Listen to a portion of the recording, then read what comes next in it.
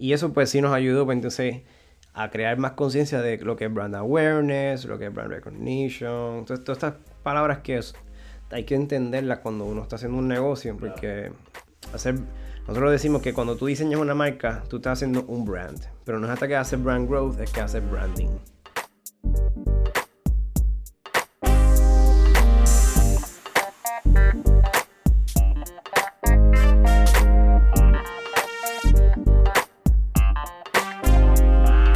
¿Qué es la que hay, familia? Mi nombre es Jason Ramos y bienvenido a Mentores en Línea, un podcast donde entrevistamos a empresarios e influencers responsables por las marcas más destacadas, para que así conozcas quiénes son tus mentores en línea.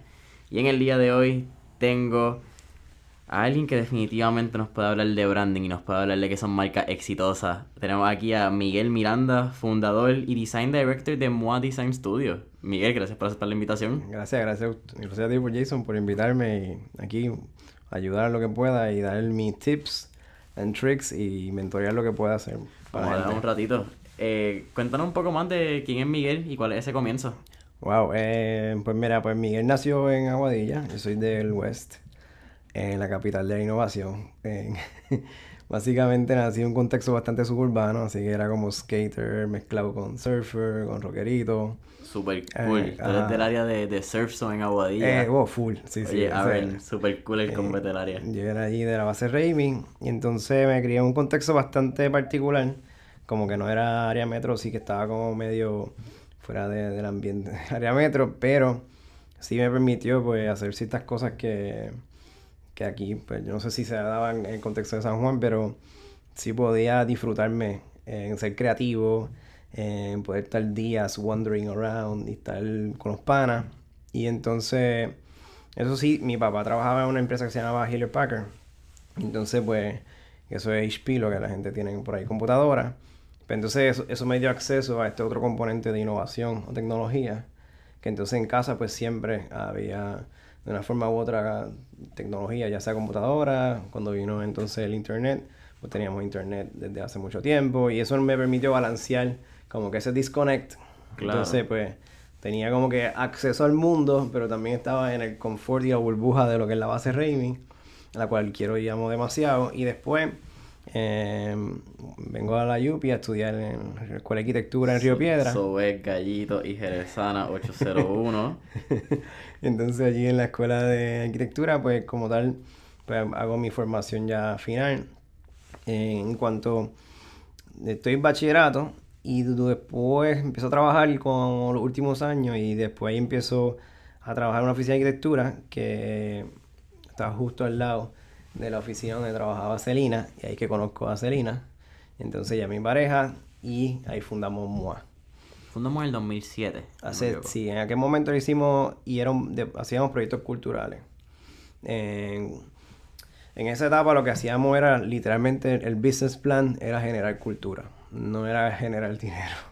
Porque tú estudias un bachillerato, por lo que estuve haciendo el background en diseño ambiental. Sí. Y Selena tiene un background en cultura. Ella estudió en humanidades, pero filosofía y arte.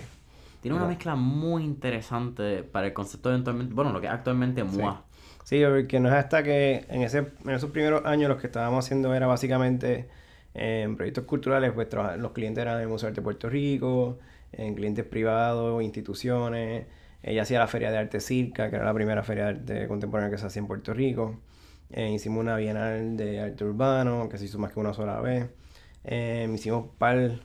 Trabajamos para el colegio, hicimos varias exhibiciones y trabajamos para el colegio de arquitectos haciendo la revista del colegio. Entonces, yo me voy a estudiar mi maestría, me voy a Londres, en una escuela que se llama Architecture Association. Y entonces cuando vuelvo, pues ahí cambiamos el modelo. Y ahí fue que pivoteamos, básicamente como es un término de startup, pivoteamos a lo que es entonces en MOA hoy día, que es como un estudio de diseño. Entonces vamos a disectar ese comienzo. Comienza en Aguadilla, nace en Aguadilla, te crías en Aguadilla. Para mí, una de las áreas más bonitas de Puerto Rico, lo que es esa costa de Quebradilla, Isabela, Aguadilla. Desde que tú bajas, esa es la número 2, me imagino, esa bajada de Oaxaca. Sí. Tú tienes un feeling diferente.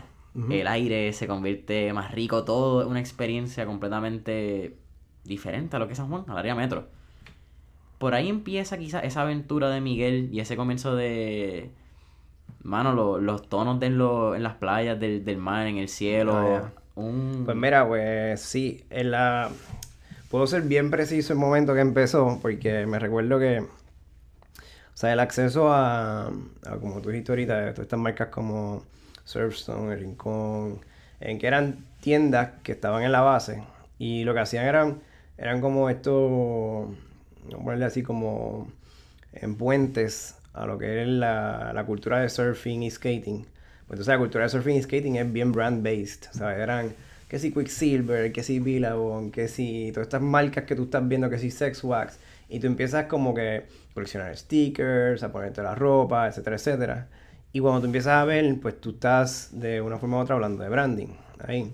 Y posicionamiento en una industria demasiado de competitiva, el que la conoce. Sí, o sea, lo que eran, me recuerdo tener patinetas y era como que World Industry, que si Blind, que si Girl, que si Chocolate, que si... Habitat, Toy Machine. Exactamente, tú estabas como que en ese mundo todo el tiempo y eso lo que hace es que tú querías coleccionar los stickers, pegárselo, tener todas las cosas como que con todo el carro lleno de stickers o las tablas, entonces el exposure hacia lo que son marcas y brand recognition, brand awareness o branding en general, pues fue bastante inconsciente, yo diría. Y entonces eso se dio en ese contexto en particular. Porque esa era la única forma de genuinamente... O sea, ese era como el puente o el bridge a como que, este es otro mundo. Que ese es el mundo nuestro, la burbuja allí de suburbana. Y entonces, con el tiempo, obviamente eso se fue formalizando y es lo que hago hoy en día. Entonces, sí, me recuerdo haber sketchado pues, los primeros logos de Quicksilver, o sea, tratando de emularlo, hacer como una versión en imitación de eso y así sucesivamente. Pues esa era el primer encounter con lo que es branding. Y sí, se da por el contexto del oeste. De esa cultura, mano, sí. Súper cool. Y me puedo relacionar mucho, porque mi primer negocio, como estábamos hablando antes, sale en un contexto bien parecido, que es cuando yo identifico estas marcas que los corredores estaban usando en Estados Unidos, que estaban haciendo branding, porque estaban seteando estos primeros influencers cuando yo los veo, que en Puerto Rico no habían llegado. Y ahí es donde encuentro ese gap de ser distribuidor y ser representante de marca. Pero me vuela la cabeza que tengamos eso en común. No tenía ni idea que era un skater del área de Aguadilla. Entonces pasa a la UPI. Cuéntame esa experiencia de ser gallito 0801 que pues para nosotros los que estamos en la metro yo creo que es un choque cultural. Imagino que para ti venir de Aguadilla fue como que, ¿verdad? Así como lo cuentan. Bueno, en la escuela de arquitectura, la cosa con la UPI es que o sea, hay muchos diferentes mundos en la UPI, pero en la escuela de arquitectura tiene uno que es bastante aislado, como que uno vive en la escuela, sale de allí, hace el party. En aquel momento en esta tienda había muchos parties de que hacía la escuela de arquitectura, que eran como los productores en ese momento. Pero es una burbuja también, fue moverme de una burbuja a otra burbuja, en la cual en ese contexto pues es bien intenso, o sea, hay noches largas sin dormir. Pero entonces, y tú estabas como que constantemente jangueando con la misma gente, los veías todo el tiempo, cogías las mismas clases, como que el único contacto fuera de ese núcleo era ir a generales a coger las clases básicas. Y eso y dentro... un pasillo, exactamente, y era eso.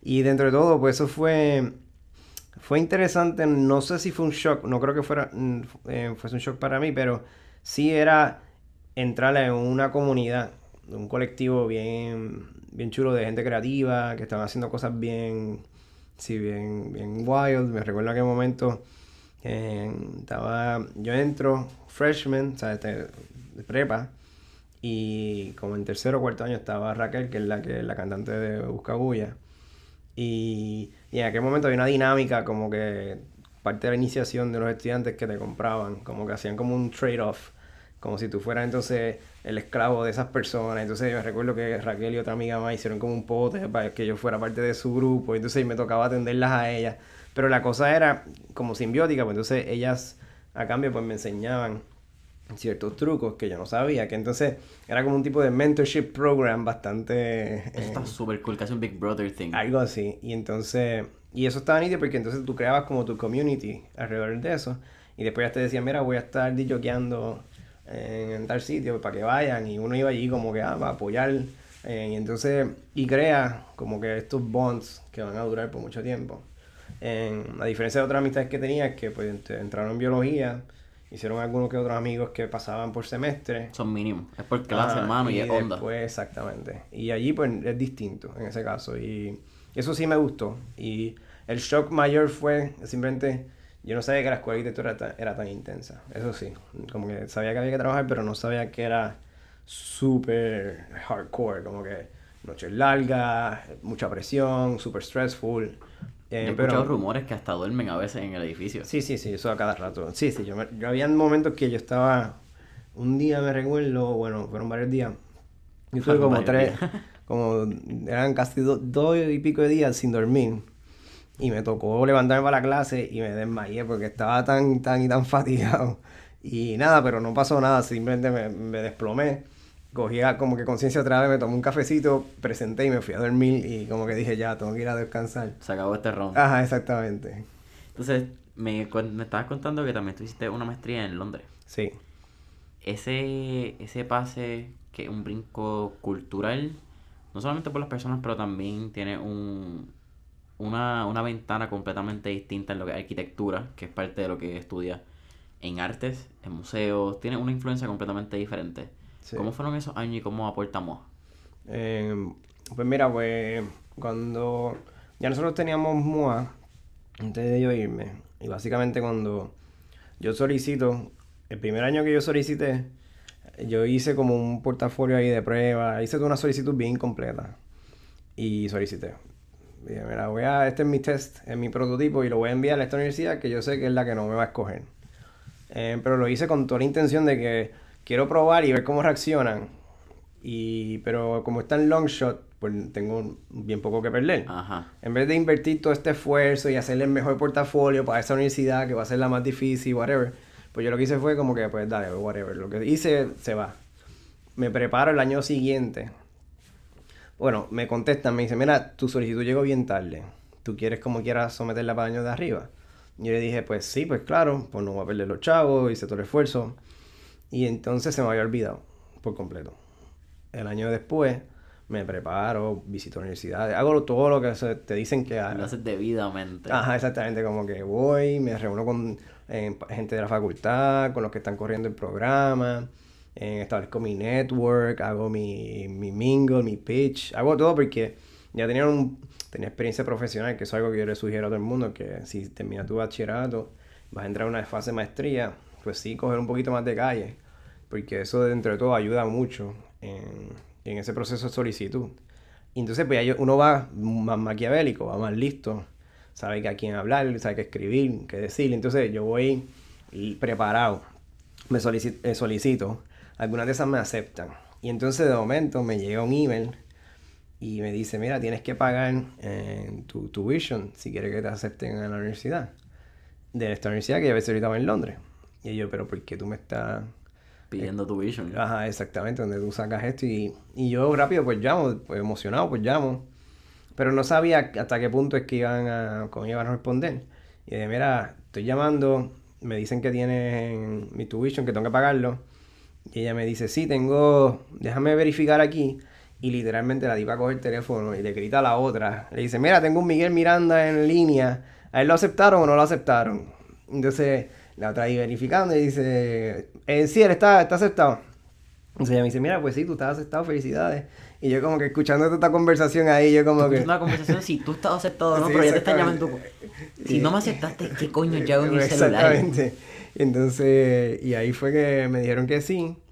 Pero entonces como estaba la solicitud incompleta, pues ella me dice, mira, te aceptaron, pero te faltan como 7 cosas. Y ahí pues yo arranqué a buscar todas las otras cosas y cuento largo corto, pues llego a entrar entonces a esta universidad. Esta universidad se vuelve como una segunda, o sea, en ese momento era yo no quiero decirlo así, pero por no echarme coba, pero era la mejor universidad del mundo. Era la que tenía que ser, esta era el piquete. Esa era la que era. Y yo pues entonces estoy allí estudiando. Ya yo había visitado Inglaterra porque había hecho intercambio a través de la UPI en España. Tuve un año en Sevilla, tuve un año allí. Y entonces tuve la oportunidad de estar en Londres como 3 semanas mientras estaba allá. y me gustó mucho Londres y sabía que quería volver, pero no sabía todavía en qué contexto. Simplemente era más como una idea de que quiero venir aquí algún momento a trabajar, ya sea y tal un tiempo. Y pues se dio la oportunidad a través de los estudios. Esa decisión de un año, normalmente cuando te haces un intercambio te hace 6 meses. Sí, a mí me pareció que un año 6 meses era poco. Pienso que 6 meses pues no te da, es como ir, llegar, o sea, te toma como 3 meses procesar todo el shock. Que es la que hay, Y después nos fuimos. bye, exactamente. Y no creo que eso sea, pienso que si te vas a ir de intercambio, vete un año mínimo. Porque es que, Para que puedas sacarle el jugo. sí, y puedes ver, genuinamente apreciarlo, le puedes sacar provecho y puedes de verdad aprender otras cosas. Entonces, MOA comienza en el 2007, disculpa. Pasa esa experiencia, pasa en Londres. En el momento era una cosa cultural. Cuéntame específicamente qué hacían en eso de crear experiencias culturales. En ese momento eran proyectos dirigidos ya sea para arte contemporáneo, ya sea para diseño, ya sea para arquitectura, hacíamos cosas para diseño de interiores, pero básicamente era todo alrededor de esos tres campos: diseño, arte y arquitectura. Entonces, pues, sí, ahí nosotros nos pasábamos o sea, moviéndonos. Y eran muchos proyectos autogestionados, ¿sabes? Celina venía con una idea, hablábamos. Entonces, Celina en ese momento, tengo que admitir que había un momento visionario de parte de ella que ella convirtió la cultura y los proyectos que hacíamos los tratábamos como marca. Entonces, eso era súper visionario en el sentido de que ella quería un componente, mira, de accesibilidad, de que entonces no era un proyecto para simplemente la gente que apreciaba la cultura, sino para todo el mundo, porque entonces así le llegábamos a más gente. Entonces ella decía, pues, vamos a convertir Zika en una marca, porque entonces a mí no me interesan solamente los coleccionistas, sino que vaya gente normal, común, corriente, que no tienen por qué coleccionar arte para ir. El que quiera aprender. Quiera ir, exactamente, y eso es un show, y entonces vamos a enseñarle y exponerlos al mundo. Entonces, ese siempre fue como una forma de evaluar los proyectos. Y entonces, orgánicamente ahí estábamos haciendo branding para estos proyectos. Entonces era crear un brand, tratar de generar brand awareness lo más rápido posible, para que entonces la gente pudiera participar del proyecto, porque entonces así era la forma de nosotros medir el éxito del proyecto. Como que no era... Eso era el KPI. Exactamente, ese era nuestro KPI. Si llegaban 5.000 personas, pues eso era bello. Entonces, si hacía un evento para 500 y llegaban 1.000, pues perfecto, ¿sabes? Era una forma de nosotros medir si de verdad estábamos haciendo un buen trabajo o no. Y en ese momento, pues sí, todo el enfoque iba dirigido a: ¿este proyecto es relevante culturalmente a Puerto Rico, sí o no? Sí, dale, pues vamos a hacerlo. Y así sucesivamente. Y al final, cuando uno contabilizaba las cuentas, era break-even, porque siempre le metía más horas. Los proyectos así requieren un montón de esfuerzo. Así que... La palabra MOA, Ya, ¿dónde viene? ¿de dónde sale? Pues mira... Imagino que ya te han hecho esta pregunta un par de veces. Sí, eso está... MOA surge porque en el momento cuando Celina y yo estábamos empezando a trabajar juntos, ella hacía su negocio, o sea, hacía business a Celina, doing business, un DBA que era Celina Noguera Escuela. Y yo, pues, llego a la mesa y digo, mira, no podemos seguir así, yo quiero hacer una oficina. Y ella me dice, pues mira, es que no, eso no va a pasar, mi nombre, todo el mundo me conoce a mí. Y yo le dije, pues tenemos que hacer algo porque no podemos seguir. Y ella me dice, pues si se te ocurre algo interesante, pues I'll take it into consideration, me dijo. Si tú tienes algo mejor, tú me Exactamente. avisas. Y yo me fui, me tomó como 3 días, y yo, bueno, y le digo, mira, tengo una idea de nombre, quiero presentártela y discutirla. Entonces ahí salió el nombre y dije, mira, es MOA y se escribe de esta forma. Y Con ella, 2 U y 3 A. Sí, una M, 2 U y 3 A. Entonces yo le dije, es como si fuera moi en francés, es yo, así que se trata sobre ti, le dije. Y entonces ella, eso me gusta, me encanta. Y le dije, y es como un beso, y como ella era mi partner, pues también era alguna cosa romántica, un componente ahí de ese índole. Entonces, cuando yo le explico, mira, es también, es como un sonido. Yo no quiero que la oficina sea Miranda y Nogueras o MN o MM. Lo tradicional. Exactamente, que es lo que muchas generacionalmente han cambiado, como que los abogados y las oficinas de arquitectura se nota mucho, es como que Miranda Architects y después M&M Architects y así sucesivamente. Yo dije, mira, yo quiero que sea un ruido. Yo quiero que de verdad sea como simplemente algo que la gente diga, eso es MOA y ya. Y no, el significado y storytelling sí existe, pero es más que nada es como un sound. que significa que cualquier persona de cualquier idioma... Lo puede decir. Uh-huh. So, ya había con la misma mentalidad, quizás conectando puntos a nivel consciente o subconsciente, hacer que fuese algo internacional. Algo Sí. que no tuviese ninguna barrera de idioma, de género, whatever pueda crear. Sí, en parte sí, eso estaba contemplado. Entonces, ¿cuándo comienza MOA como branding agency? Pues cuando vuelvo de Inglaterra, ahí es cuando cambiamos entonces a un estudio de diseño. Y entonces ahí hacemos diseño desde en aquel momento a la A a la Z. Pues entonces empezamos haciendo todo lo que era diseño menos fashion. Después se fue definiendo mejor y entonces empezamos a establecer estas categorías de 2D, 2.5D y 3D, que básicamente lo que dicen es como que 2D es todo lo que es flat, 2.5D en las cosas que puedes tocar con las manos, como packaging, label, empaque, productos. Que es donde ustedes se han diferenciado mucho. Ahora mismo estamos dándole fuerte a eso, sí. Y 3D, pues la parte de arquitectura o interiores. Entonces ahí cumplíamos con muchas escalas distintas y podíamos aplicar la marca desde lo más sencillo que es como que tu tarjeta de presentación hasta lo más complicado que puede ser tu tienda. Y entonces, entre medio, pues hay un range de cosas que se pueden hacer y entonces empezó así y ha sido evolucionando, se ha fine-tuned y ahora entonces tenemos un componente de desarrollo de marca que se llama Brand Growth, que entonces eso vive dentro de lo que es MOA también, que es como que después que tú logras hacer todas esas cosas, pues entonces te falta un componente de development y esa es la parte que viene entonces ahí. Y pues sí, y así fue, y eso pasó después de que yo vuelvo a la maestría, que decidí, no podemos seguir en este modelo, tenemos que cambiar y esto es lo que vamos a hacer y así cambió. Entonces, cuando hablamos de logo, Uh-huh. hay algo muy interesante que es la percepción de realidad de lo que toma un logo. Y cuando hablamos de logo, también quiero tocar esa parte de 2.5 que si lo quiero tocar a profundidad un poco más, pero quiero empezar esta parte reconociendo el gran trabajo que hicieron con Malta India. Ah, ya, gracias. Eso es lo que tengo que mencionar y al final del podcast, casi al final, que voy a tocarlo un poco más. Pero hay una que es gracias a ese video que crea MOA, que es con toda la explicación de lo que está pasando en un rebranding de Malta India. Uh-huh. Cuando digo, fuck, en verdad es un montón de trabajo. Es más trabajo de lo que yo estaba consciente, crear un logo, crear un branding, crear una identidad. Sí. Y cuando cualquier persona que no tiene ningún tipo de conocimiento dice, un logo, pues toma 20 pesos, hazlo y que se jode y lo que salga está bien. Sí. ¿Cuál es esa realidad y esos mitos de tratar de un logo en lo más básico? Aquí no tocamos ni 2.5 ni 3D, que eso es ya un juego mental. Pues mira, hacer marcas o vamos a hablar de la identidad per se o logo, como el ítem del logo. Porque yo siempre digo que hay una diferencia entre un logo versus una marca.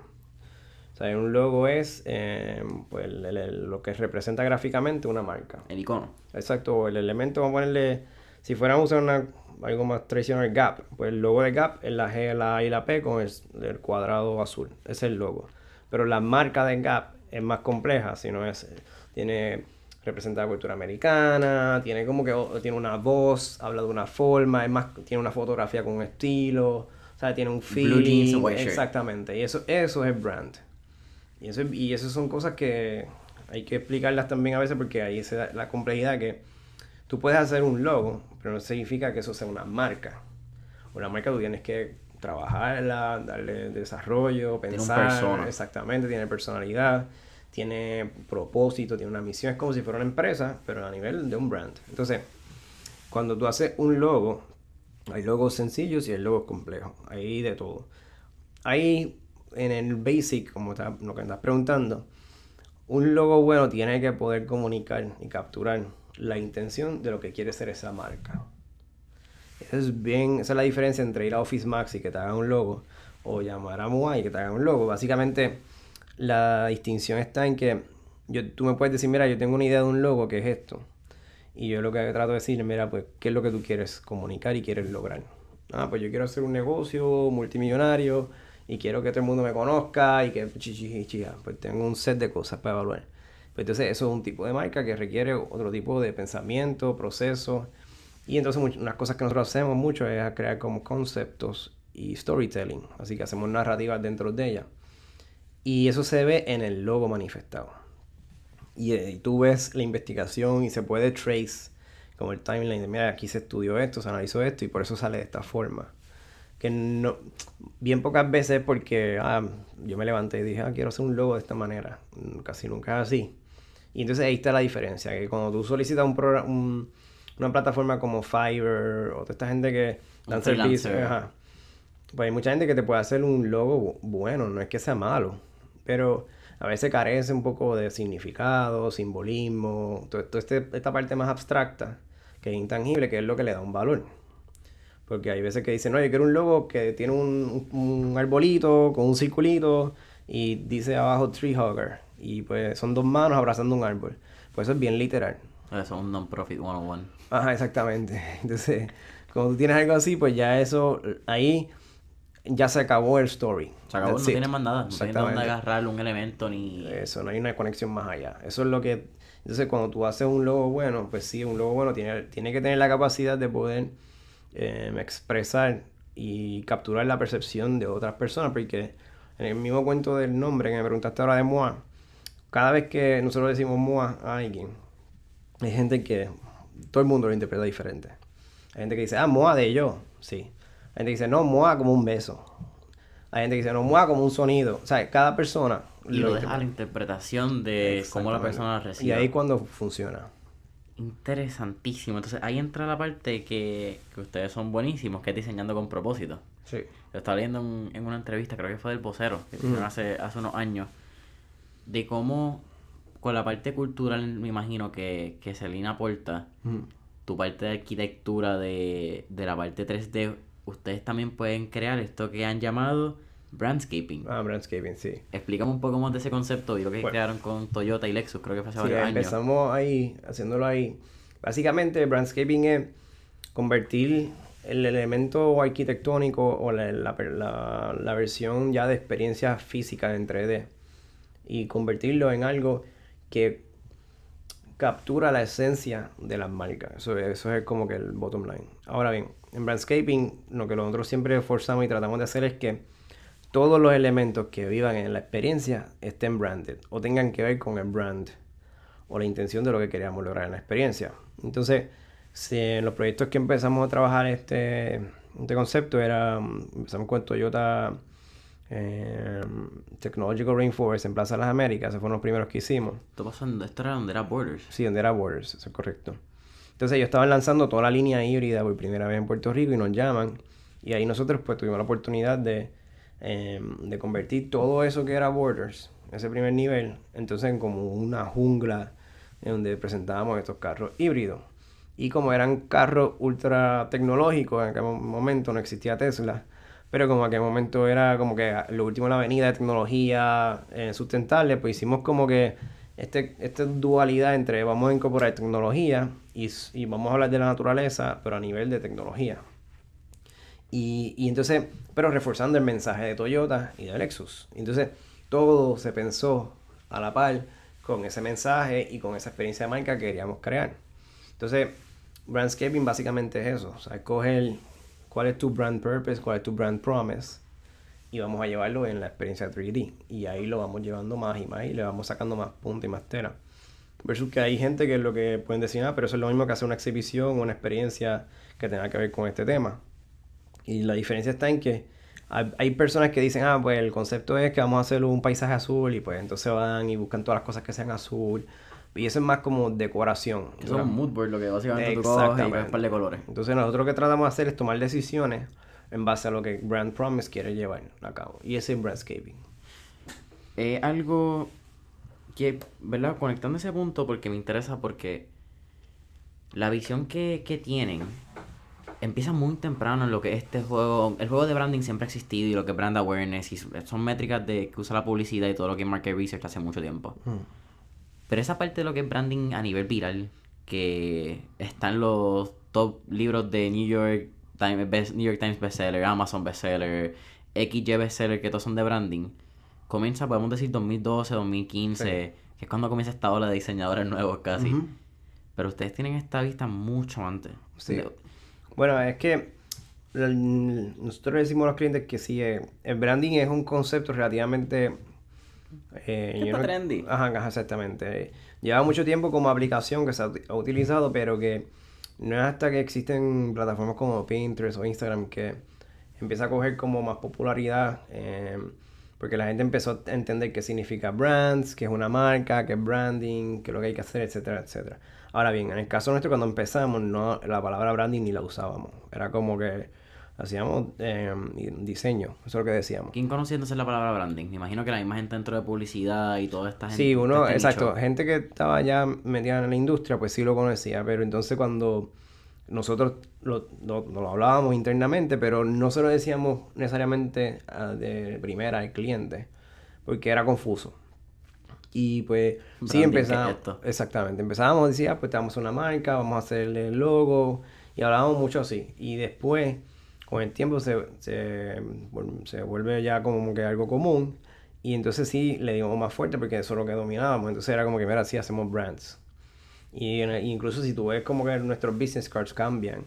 De un momento era design, innovation y no me recuerdo qué otra cosa. Y después empezó design and branding.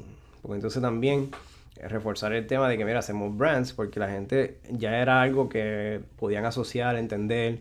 Aunque no sabían a profundidad qué era, pero sí eran keywords que entendían porque lo vieron en Instagram o en Claro. Pinterest. Entonces, y eso pues sí nos ayudó, pues entonces a crear más conciencia de lo que es brand awareness, lo que es brand recognition, entonces todas estas palabras que hay que entenderlas cuando uno está haciendo un negocio, Claro. porque nosotros decimos que cuando tú diseñas una marca, tú estás haciendo un brand, pero no es hasta que haces brand growth, es que haces branding. Porque brand es un noun y branding es una acción, o sea, Claro. si yo hago una marca, pues como que, como que El brand... mind blown moment del episodio de hoy, mi gente. Pues como que tú dices, si yo hago un brand, pues yo como diseñador hice el mejor brand. Pero si tú no lo usas y no lo cuidas, lo desarrollas, pues lo puedes engavetar y pues eso vive pues en la mente de los que lo vieron. Sí, no, tú perdiste que ese brand awareness Todo. y la incidencia. Exacto, pero eso no es branding. Eso es diseñamos a brand. Cuando tú haces branding es que you grow it. Y entonces ahí que tú ves la gente, reconozco señor Paleta, sé lo que es. Tú dices señor Paleta, sí, pues eso es branding. Porque yo hice un trabajo de branding, nosotros hicimos brand y por ahí para adelante se desarrolló, ¿está bien? Y ahí Cuando eres un top of mind. Cuando te Exactamente. preguntan qué refresco tú tomas, Coca-Cola siempre es primero. Eso mismo. Y eso es branding, esa es la acción de branding. Y sí, ahí empezamos entonces a cambiar en el wording, aunque lo hablábamos, pero para el cliente se tenía que volver un poco más común. Entonces, cuéntame Ya vamos a hablar entonces, ya que hablamos de brandscaping, hablamos de identidad 2.5. Vamos a entrar en Malta India. Vamos a entrar en ese video. Malta India para mí tiene no solamente un espacio en mi niñez, pero tiene muchos recuerdos ligados a mis abuelos, ligados a momentos de familia. Okay. A ustedes le dan y le entregan en las manos, probablemente una de las marcas más icónicas de los pasados 40 años. Sí. Y MOA decide no solamente hacerlo bien, pero deciden romperla y mantener el estilo clásico de Malta India con unos toques no monocromáticos, pero usando la misma línea de patrones Sí. que era bien parecida a la anterior, pero más juvenil. Es simplemente un trabajo espectacular. Gracias. Con un storytelling más único todavía cuando explican lo que realmente pasa detrás. Que no solamente fue, pues dale, vamos a coger Malta India, sino que hicieron, creo que fueron 300 diseños. Hicimos par. Fueron a las bóvedas, fueron a los registros históricos de lo que es cervecera Puerto Rico, que es quien hace Malta en Mayagüez. Sí. Cuéntame qué fue esa experiencia, porque tiene que ser bien Pues, gratificante. pues sí, lo es. Lo sigue siendo porque dentro de todo es como si te piden rebrandear Coca-Cola, es como alguna cosa lo equivalente, ¿no? Ahí, eso es bien chulo porque ese es el tipo de proyecto que uno dice, ok, me gustaría pues, rebrand Malta o Goya, tú sabes, estas son cosas bien icónicas que uno crece con ellas y las conoce en Forever and Ever, pero cuando ellos nos hacen el acercamiento, ellos estaban claros que ya el mundo había cambiado, que visualmente tanto los jóvenes como los adultos pues ya son más sofisticados, entienden que a la competencia entonces a step it up también. Y entonces pues nos hacen el approach para hacer el rebrand y nosotros como estudio pues nos dimos la tarea de no solamente pensar en la categoría y en lo que representa, que hay un aspecto nostálgico, hay un aspecto también de o sea, hay muchos fanáticos que hay que tomar en consideración. Hicimos como unos estudios entonces que entrevistábamos usuarios para poder entender cómo ellos piensan sobre el producto. Casi un toque de market research Sí, en esto. en parte sí. Eso nosotros le llamamos en design interviews, que son entrevistas que están construidas para sacar input de diseño, pero es con personas bien particulares y usuarios bien particulares. Entonces, y eso complementado con el trasfondo histórico del producto y la historia de India y lo que es cervecera y todo lo demás, pues esas cosas como se fusionan para nosotros entonces diseñar. Y entonces hicimos muchas opciones, como tú dijiste, un montón de opciones.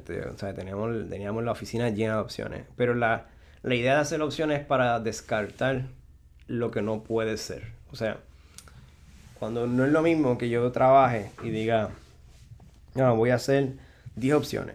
Y las 10 opciones se parecen todas. Entonces cuando tú empiezas a ver, tú dices, diablo, pues como yo descarto, o sea, cuál yo escojo. Versus hacer 10 opciones totalmente diferentes. La pregunta que yo hago no es cuáles son las que me gustan. Y la pregunta que hago es cuáles no funcionan para lo que queremos lograr. Y tú empiezas como a narrow down y te quedas con las opciones que tienen el potencial. Vas creando un embudo. Claro. Y tú mismo vas descartando. Entonces eso lo que nos hace entonces es, pues nos ayuda entonces a entender hacia dónde se está dirigiendo el proyecto y la marca. Eso lo hacemos en conjunto. Llega un momento que entonces se mueve el cliente para que también dé input. Y al final, el resultado de todas estas opciones se fue narrowing down a los top 10, top 5, top 3 y así sucesivamente hasta llevarlo a lo que es ahora. Muchas de las cosas que... Este trabajo, ¿cuánto fue este proyecto? ¿Cuánto tiempo duró? ¿Cuánto tiempo duró? En como 14 meses por ahí. 1 año y 2 meses Sí. creando... ¡Wow! Sí, como que hay que llevarlo poco a poco, pero... Y eso sí, eso es un timeline saludable. Pero esa de las marcas que hacemos nosotros no duran tanto tiempo, pero ya un producto como este, que es el impacto a nivel económico, puede ser súper impactante.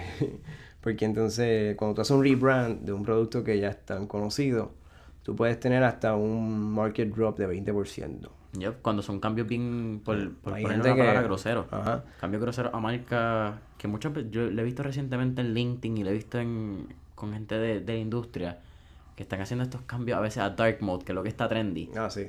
Hay que tener mucho cuidado, simplemente pensando lo que es un dark mode de marca establecida. Porque puedes ver un drop como el que acabas de mencionar. Pues es cambio completo, en shelf space, en cambio en... En todo, tú no... Y Dark Mode, no sé si a nivel de producto, ¿estás hablando a nivel de producto o a nivel de UI? He visto ambos. Bueno, a nivel de producto eso es fatal, un Dark Mode es fatal. En UI hace un poco más sentido. Claro. Porque, y si lo hacen bien, como que yo no haría full black, sino como los grises y dark grays y eso, bueno, es otro tema, pero el punto es cuando tú haces cambios así, tienes que tener bien consciente que sí, hay un downfall en eso. En el caso de Marta tuvimos suerte que eso no pasó, pero y también la transición fue más sutil. Entonces, cuando tú empiezas a ver todas las opciones y you narrow down the decisions y empiezas a ver lo que no puede ser, que eso es como que uno de los tips, es como que you want to see what cannot be. O sea, como que tú quieres ver lo que no va a ser, porque después te quedas con opciones que pueden ser y ahí tú empiezas entonces de verdad a ponerle presión a esas opciones para saber si aguantan presión. Y cuando pasan entonces ya los sedazos, pues ahí tú dices, ok, aquí están los que son.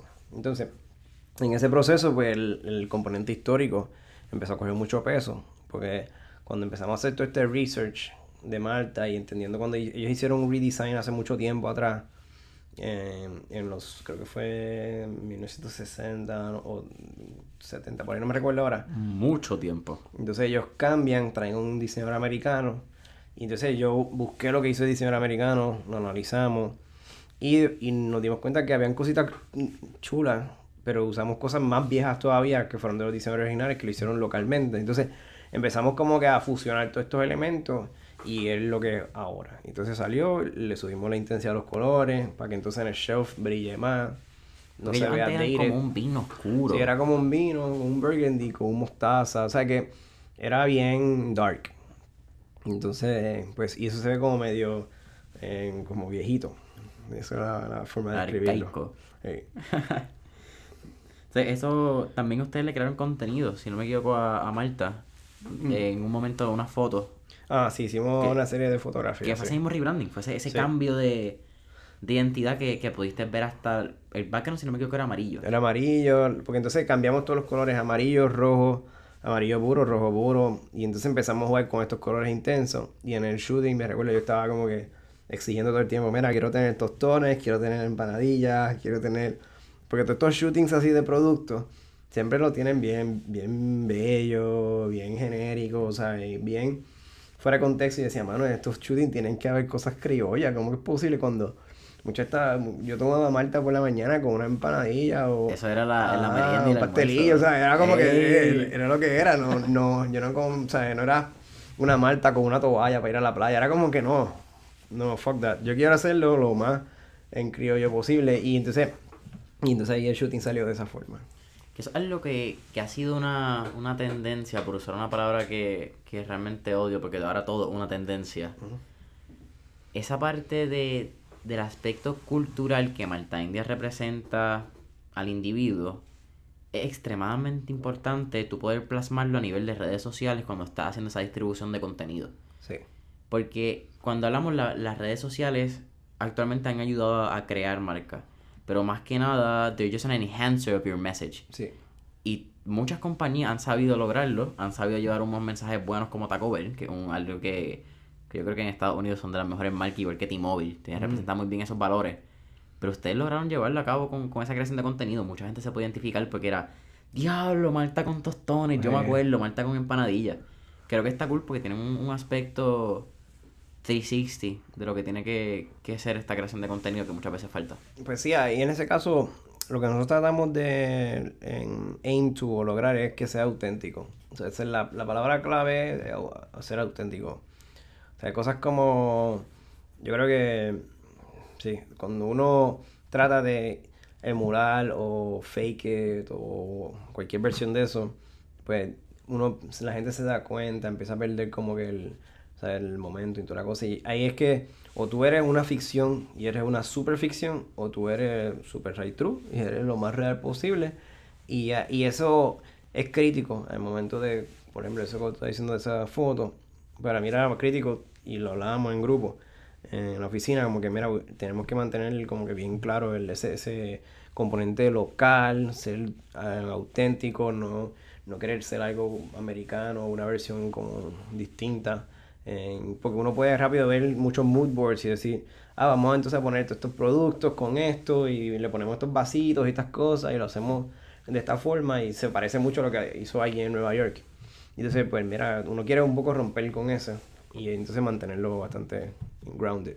Esa parte de auténtico que estás mencionando de ser único y de básicamente no copiarte, que es lo que la verdad que suena fea.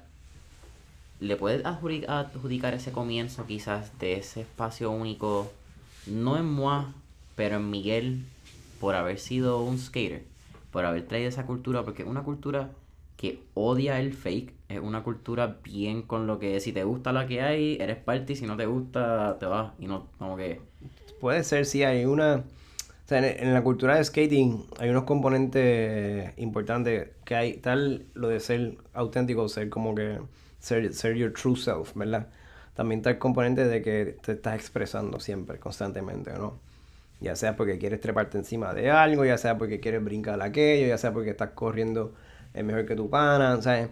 Quiero hacer este truco distinto, o sea, y eso es dentro, hay un factor también físico, pero más que nada está el componente de que yo puedo hacer diferente para sobresalir entre mi pack o mi grupo.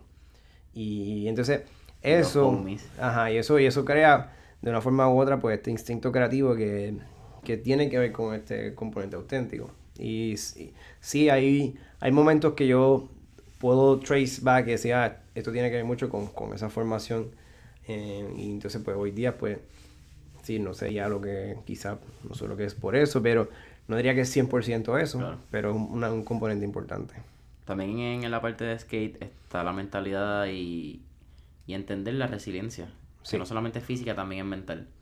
O sí, la iteración constantemente, que no te sale el truco y tú estás ahí toda la noche hasta que no puedes más, tú sabes. Eso eso crea, sí, crea un chip en ti que es como que no me voy a acostar hasta que me salga. O sea, me sale una vez, quiero hacerlo otra vez, pero quiero hacerlo mejor. Y tú estás constantemente en esa lucha hasta que ya son como las 12 de la noche y no puedes seguir haciendo ruido. Y es como que, ok, ya me voy, pero mañana me voy a levantar porque quiero tratarlo, porque estoy a punto de lograrlo. Eso sí es crítico. ¿Has podido identificar quizás que eso es el génesis en mucho del hustle, por ponerle la palabra que has tenido tú, ¿verdad? 15 o 20 años después? Eh, Quizás en la tenacidad, en no... En ese caso, no. En ese caso tiene que ver con el hustle mis padres. En tanto mi mamá como mi papá. Mi papá es de Nueva York y entonces él era como estos New Yorkers así, super hustler. Y siempre fue alguien que dijo, mira, tú tienes que hustle, tienes que mingle, tienes que network. Estas son como las tres palabras que él siempre repetía en la casa. Y después cuando uno está en la escuela ya de arquitectura, uno está constantly hustling, tú sabes, tú estás en el hustle creativo todo el tiempo, hasta que el proyecto no sale, tú estás con esos deadlines, tú estás ahí detrás, entonces, y ser puertorriqueño en general, yo creo que eso es una cosa, a mí me parece fascinante que a veces los boricuas, we don't embrace hustle enough, o sea, como que no lo cogemos parte como de nuestro... Daily habits. Ajá, o de nuestro DNA, y genuinamente somos hustlers constantemente por la condición, son por muchas cosas que uno puede enumerar y no vamos a entrar en eso, pero eso de hustler es como ser bien pirata, o sea, como que tú tienes que ser constantemente así, tienes que estar en ese hustle en continuo. Ese grit, you gotta want it. Sí. Entonces también quiero que mencionamos ahí la parte del reto. Algo que pude encontrar que me parece fascinante para tocarlo a lo último, ya que estamos, ¿verdad? Estamos hablando de mentores en línea, estamos hablando de educación. Fuiste profesor Uh-huh. en varias universidades y en 2 continentes. Sí. Explícame cómo, uno, ¿por qué? ¿Por qué decides ser profesor? ¿Qué te levantó una curiosidad en enseñar? 2, ese papel de estar en una silla y entonces después estar parado, quizás pensando en esos momentos, porque tampoco es que fueron 20 años, 15 años después de que estuviste esto en la silla. Sí, sí. Pues mira, el interés inicial ocurrió porque yo quería compartir lo que yo había aprendido en Londres, particularmente con estudiantes aquí en Puerto Rico. You wanted to give back. Sí, y entonces había unas cosas que yo vi y aprendí en Inglaterra fue, ellos constantemente se están apoyando. Algo que aquí no pasa, pasa pero no 100%. Pero una de las cosas que yo veía culturalmente era un tipo de nacionalismo que no era político, sino era un tipo de nacionalismo de que yo quiero comprar los productos que se hacen aquí. Y ellos llevan con eso mucho tiempo. No es como que quiero apoyar lo local. La palabra ellos no usan apoyo. Ellos quieren comprar productos de ahí porque son mejores, punto. Nosotros consumimos local. Exactamente. Entonces, y eso trickles down y se nota a nivel ya de... Hacen un evento y invitan a su set de gente, aunque sean competencia o sean archienemigos. Invitan a él, mira, quiero que participe de este colectivo que voy a hacer en Nueva York, pero somos todos ingleses y aunque tú seas mi competencia súper directa, pero necesito que estés allí porque tenemos que estar como un colectivo haciendo presencia. Y ese tipo de apoyo, ese tipo de hermandad entre el país, y lo vi en muchos layers, profesional, más a nivel ya de cultura, más macro, y bien hasta de gente común, comprando cosas. Y cuando yo tuve la oportunidad de estar allí, cuando estaba pasando también las Olimpiadas, y tú veías... 2016. En 2000, yo creo que fue 2020. Sí, ajá. Entonces, y yo estaba visitando, sí, creo que sí, estaba de visita en ese momento, y estaba allí, y tú veías a la gente como que no era... Como que, Inglaterra libre o viva Inglaterra, no son esas palabras, era como más... todo lo que se hace aquí es mejor, o sea, es como que es una cosa de súper orgulloso de su producto y su resultado, etc. Y eso yo lo veo mientras estoy allá, y yo digo, man, yo tengo que volver a Puerto Rico y tengo que give back. Tengo que enseñar, compartir mis conocimientos, tengo que motivar a la gente a que vaya a estudiar en otras universidades como la que yo estudié. Si puedo ayudarlos, los ayudo.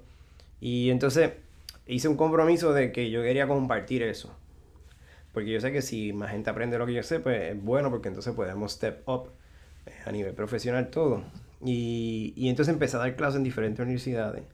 Una fue en la Católica, después en la UPI, tuve un tiempo en la Católica UPI, en Elizaba en Barcelona, que fue la que estás mencionando, que allí básicamente con otro profesor dábamos una clase en particular que era diseño paramétrico y era sobre arquitectura digital y construcción con robots y cosas así. Wow. Entonces cuando vuelvo, pues estoy dando entonces clases por alrededor de Puerto Rico en varias escuelas para poder entonces también give back y compartir ese conocimiento con los estudiantes. Y muchos de ellos, sí, bueno, a menos que tengas alguno que te comente que no le gustó mi clase, pero era una clase difícil, no estoy diciendo que era fácil, pero muchos de ellos ahora se graduaron y pasaron incluso por la oficina.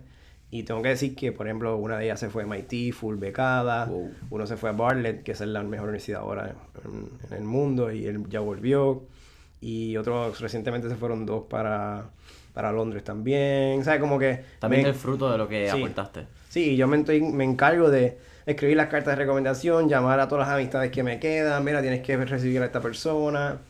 Y eso es una forma de give back, porque van a ser mejores profesionales, van a ser mejores diseñadores.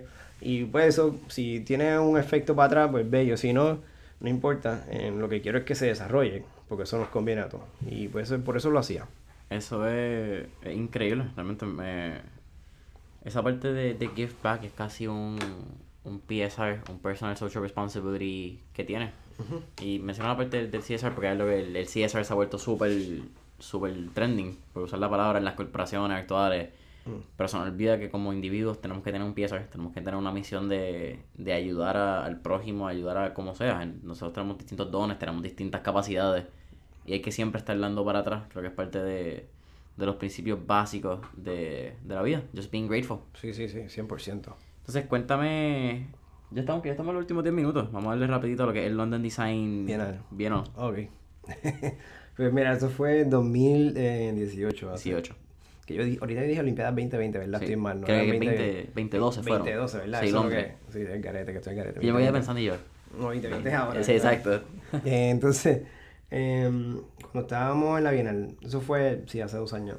Pues hermano, la Bienal fue un proyecto bien chulo que hablaba sobre identidades flexibles, pero eran identidades nacionales, ¿verdad? Eran como le llamábamos soft identities. Y básicamente... ¿Qué es un soft identity? Porque ni yo sé. Ok, un soft identity es una identidad que tiene la capacidad de mutar o cambiar en base a una selección que tú hagas. Eso es lo que es un soft identity. Y eso es que el usuario tiene mucha inherencia sobre cómo la identidad se crea. Eso es el bottom line. Okay. Esa es la definición. Pero eso nos lo inventamos nosotros. Pero la cosa... pero la idea era que cuando uno habla de identidades nacionales o cuando está pensando en como que yo soy de tal país, yo soy de tal sitio, una de las cosas del reto. Y esto fue que literalmente nos escribieron y nos dijeron, mira, queremos que ustedes participen de la Bienal.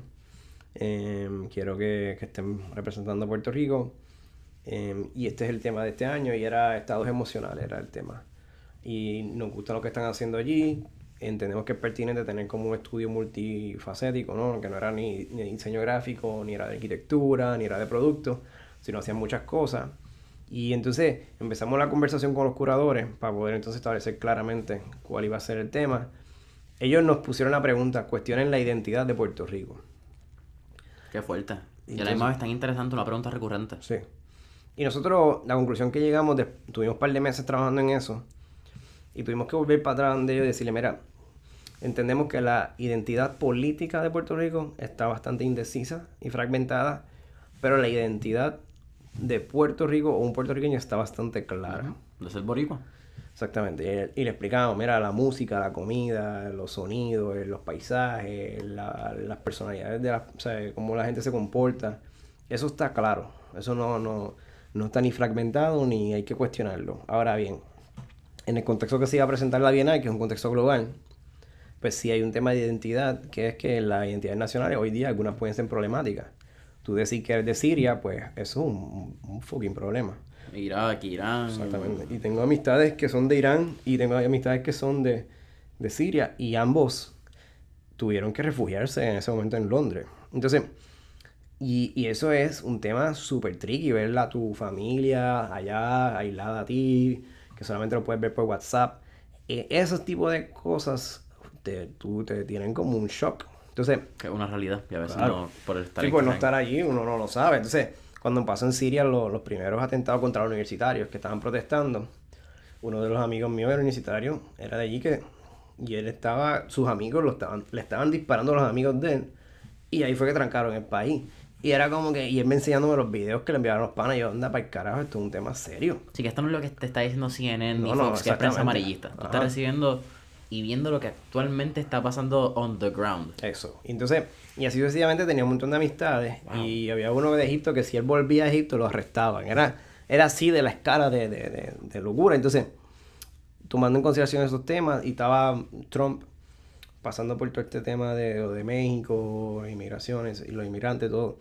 Pues hay una crisis de identidad nacional. Entonces, nosotros, bueno, nos dimos la tarea, si hacemos identidades y hacemos marcas y construimos todo este significado, pues entonces, ¿por qué no podemos repensar cuáles son las identidades nacionales de ahora? Y cuando tú analizas, la identidad nacional lo define un pasaporte, una bandera, un escudo, o sea, como hay unos elementos bien particulares que definen de dónde tú eres.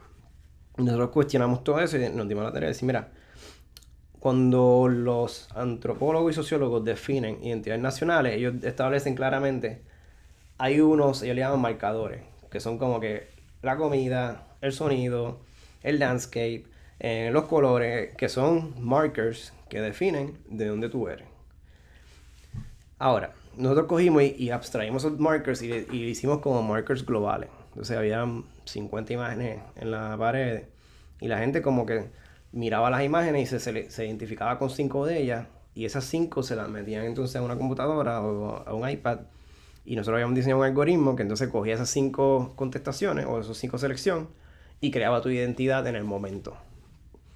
Entonces, pues, básicamente a través de este juego de percepción, información, y eran imágenes bien abstractas que les diseñamos nosotros, todas las imágenes. Algunas eran fotos que habíamos hecho como muchos fotomontajes, algunos eran ilustraciones, algunos eran cosas en 3D que habíamos hecho para que la gente pudiera ver, y otro tipo de experiencia. Entonces, cuando tú veías a la gente pasando por allí, venía alguien de África y habíamos hecho una que eran de los dandis del Congo en particular, que es como una subcultura bien interesante. Y solamente lo entendía ese muchacho, y yo, diablo, esto está genial, porque él la entendió, después vio otra, la entendió, y empezó como que a build up, y él construye su identidad, y se le hacía pues, la versión nuestra de un pasaporte, que al final terminó siendo una t-shirt. Entonces, la razón por lo de la t-shirt, no sé si me estás siguiendo. No, estoy en un viaje porque es que traer lo de brandscaping que hablamos antes, Sí. traer lo de identidad, que cuando hablas de identidad nacional, históricamente, por traer la historia bien rápido en una tangente, el Estado, una de las razones por la cual se crea el Estado de Israel, luego de la Segunda Guerra Mundial, es buscando la identidad de muchos de los judíos que se habían habían matado a todo el mundo de los judíos y estaban buscando una identidad nacional. Sí, sí. So, conectar eso 70 años después, ¿verdad? 70, sí. Sí, 70 años, a ver, 70 años después, en un momento histórico, un contexto global, donde estaban pasando unas crisis de todo. En esa época también estaba, bueno, ya había pasado hace unos 2 años.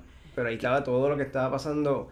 Había refugiados. Que son una crisis completa. Porque ellos lo reciben. El problema que estaban teniendo, y nosotros después como que nos asociamos con diferentes programas para poder ayudar a alguna gente como orientarlo. Porque había gente que quería ir porque le íbamos a hacer una identidad, pero es una identidad artística. Eso no era que te funcionaba para pedir. Claro. Pero una experiencia, te llevaste a algo que es tangible. Y entonces pues nosotros sí como que hicimos un poquito de research. Mira, si venía gente y preguntaba pues, dónde dirigirlo, porque hay programas que sí te ayudan a como que si tú eres un refugiado en un país como Inglaterra que dice aceptamos refugiados, pero tú llegas, te suscribes, pero no significa que te da una licencia. Claro. Eso significa que no puedes hacer nada, significa que estás en el país. Y no te vamos a votar. Ajá, no te vamos a votar y vive como tú puedas vivir, ¿verdad? Entonces, estás legalmente, pero no estás participando del sistema. Uh-huh. Entonces, pues nosotros cuando empezamos a hacer todo este ejercicio, decimos, mira, tenemos que darle como este sentido de esperanza. Porque el ejercicio es un ejercicio bastante poético. Identifica 5 imágenes que te gusten, que tú entiendas que conectan contigo.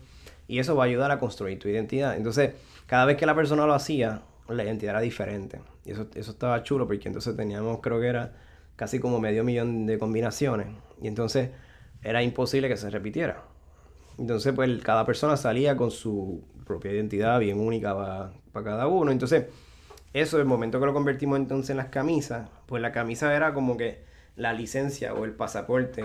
Era tu forma de representar. Era tu marco de identidad. Exactamente. Entonces, y eso es una mezcla que sale de, uno, de que hoy día todo el mundo quiere una marca, una t-shirt. Eso es lo que, tú sabes, yo me represento con Supreme y es porque tengo Supreme en el pecho. Y eso es como una forma de crear identidad. Hay gente que se identifica con una marca y la usan de esa forma. Oye, el logo de Vans y el logo de DC. Eso mismo. A los de skate. Sí. Si tú tenías una gorra de DC, unos tenis Vans o viceversa, Tenía- tú eras el duro. Exactamente. Y entonces, ese tipo de conexión, pues si la llevas más adelante, después yo encontré, interesantemente en la historia, que la t-shirt per se diseña para el contexto de Puerto Rico y Cuba, para la guerra hispanoamericana. Y todo era por la condición del clima. Los soldados no podían bregar con este clima, entonces cortan las camisas y las hacen manga corta. Y esas son camisas que venían dentro de uniforme. Como que tú te ponías el Army Coat. Ajá. Y debajo, pues te ponías entonces la camisa La blanca. camisa esa fea de ellos, por ponerle la Hanes. Esa misma. Y entonces, el diseño como tal de la t-shirt se hace para Puerto Rico y Cuba. So, ustedes cogieron ese concepto histórico, lo trajeron. Que para eso fue como un momento de eureka bien bello, porque era, tú me estás diciendo que este producto, que hoy día es súper popular, que lo usamos para identificarnos, es un producto que es como que la ruptura de nuestra identidad, de ser colonia española a colonia americana, o ser europeo a ser americano, como quieras verlo. Y oro. Ajá, pero ahí fue, y este producto sale a raíz de esa guerra. Y esa, o sea, como que esa ruptura genera un producto de diseño que es una t-shirt. Tú me estás jodiendo. Yo dije, este es el momento perfecto, este es nuestro pasaporte. O sea, ¿cómo tú me estás diciendo que se hace la t-shirt para aquí? Y ahí fue como que ese eureka moment, porque entonces ahí como que anda, pues este es el product que yo estaba buscando para dónde vamos a plasmar esta identidad, no puede ser una tarjeta de presentación. Sí, que te voy a dar lo que todo el mundo te da, no es lo mismo. Exactamente. Y pues imagino entonces, que para ti fue súper cool. Pero para Celina, que tiene este background cultural de humanidades, tuvo que haber sido espectacular. Esto fue un momento... ella estaba súper pompeada, sí, ella estaba volando en canto, ella le encantó. Pero entonces lo que está nítido es que entonces ahí nos dimos la tarea de hacer las t-shirts físicamente ahí. Y entonces imprimíamos las t-shirts y estábamos con unos heat press machines y hacíamos entonces literalmente estas camisas. ¿Tenían un pulpo allí? Teníamos como dos máquinas de calentar, como estas que son como le llaman heat press, Ok. que tú le pones calor y le haces el transfer. Ajá. Y entonces teníamos unos printers y entonces imprimíamos la identidad inmediatamente con el iPad y de ahí le sacábamos las t-shirts a las personas. Entonces, y eso pues creó más momentum y era más bonito porque entonces te llevabas algo que tú podías usar, que tenía que ver contigo, o sea, Claro. y así sucesivamente. ¿Cuánto tiempo duró la realización de este proyecto? Eso fue más que el de Malta India. Este nos tomó un año también. Este nos tomó un año. Y eso es un año con... Eso es Y todos eso los fue, días un poquito. ellos no hicieron el approach antes de María. Ajá. Que yo diría que si fue ante María, quizá un poquito más de un año, give or take. Porque el Bienal es para el aniversario de María casualmente cuando pasa. Sí, entonces, exactamente. Ahí fue que nosotros tuvimos el approach ante María. Pasa María y ellos nos acercan, nos llaman de nuevo y preguntando si vamos a participar o no. Y Celina y yo ahí titubeamos un poquito, como le digo, mira, tenemos que pensarlo, porque la cosa aquí no está bien, como que yo no te puedo decir si puedo participar o no. No había un panorama claro. Ajá, Entonces cuando y- María pasó nos llevó todo y estábamos en la de... Vamos a vamos a ver, ver. exactamente. Y después de un tiempito, pues, Celina y yo dijimos, mira, vamos, fuck it, este es el momento de hacerlo. It's now or never. Exactamente. Esto, primero que no te llaman todo el tiempo para estas cosas, y es una oportunidad bastante única, y entonces, y tenemos que dar cara, como que we're ready for business. Y esa era parte también del approach, y así pues lo hicimos. Miguel, estamos ya en los últimos minutos, que debe ser como unos 10, casi siempre lo que nos falta. Pero siempre hacemos 3 preguntas al final. La primera pregunta es, si pudieras volver a revivir alguna década, alguna época o algún siglo de nuestra historia, esta parte ya mirando el pasado, ¿cuál sería y por qué? Ok, no importa el tiempo, cualquier No momento. importa el tiempo. Hemos tenido aquí hasta personas que quieren ver a los taínos en taparrabos.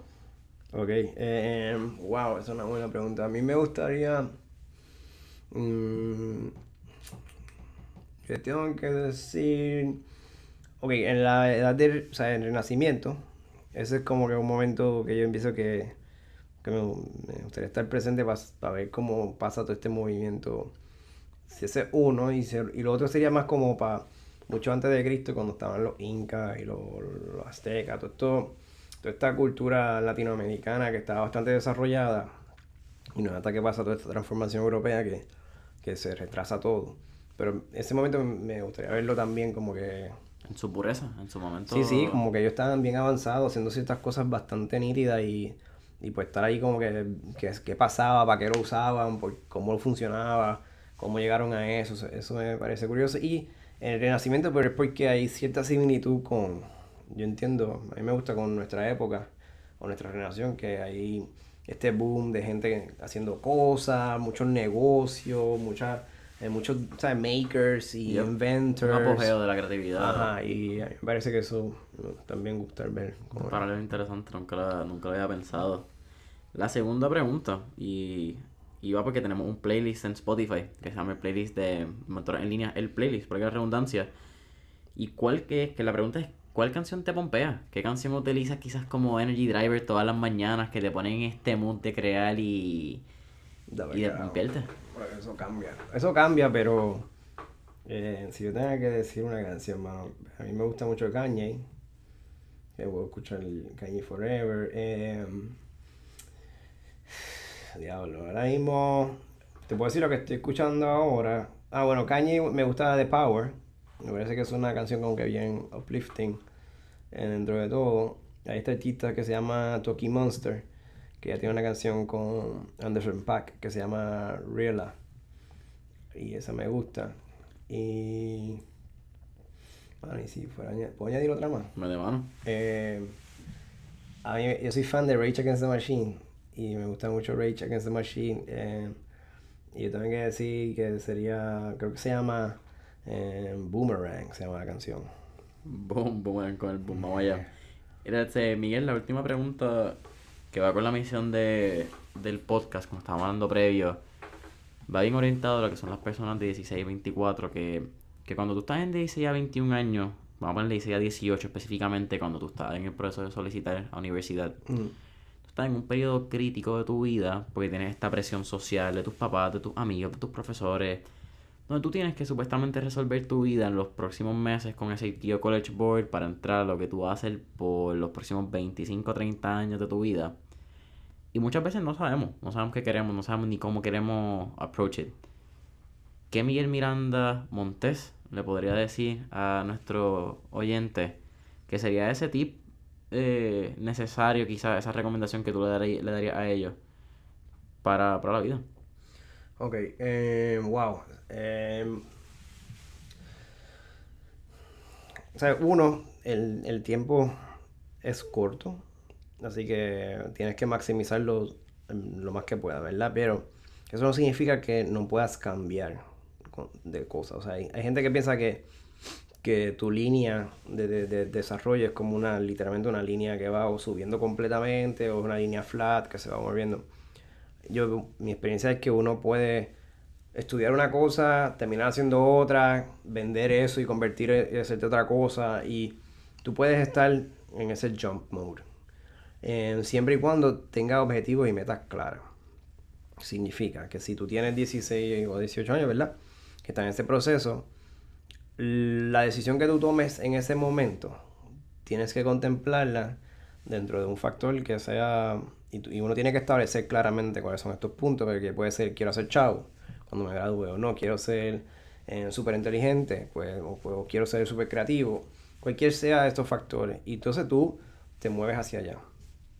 No significa que te va a salir el plan perfecto, pero el punto es que eso no significa que también eso va a ser tu vida. Y esas cosas no definen a uno. Como que antes, la generación pasada, o sea, mi papá, por ejemplo, él estudiaba una cosa y eso lo iba a definir por the rest of his life. Eso era él, pues él estudió ingeniero en computadora y él hace todo lo que tenga que ver con IT, computers, programación. That's it. Ahora, yo puedo ser arquitecto, estudiar arquitectura, pero monto mi panadería o monto mi coffee shop, o monto lo que sea. Bueno, ahora mismo tú eres arquitecto, pero también eres empresario y eres dueño de negocio. Exactamente. Entonces, eso, el consejo es como, si tú tienes claro esos principios, decir, mira, yo quiero, ahora mismo lo que me interesa es un output creativo, o quiero aprender sobre finanzas, y quiero genuinamente entender un business, o quiero eventualmente tener mi propio business, y quiero hacer algo como lo está haciendo un MBA. O sea, esos son tool sets que te van a decir, tengo un degree. Pero después de ahí tú haces lo que tú quieras, porque el mundo es tuyo. O sea, you do whatever you want to be. Lo que te apasiona, lo que tú entiendes que tiene potencial, etcétera. Y después de ahí tú lo persigues.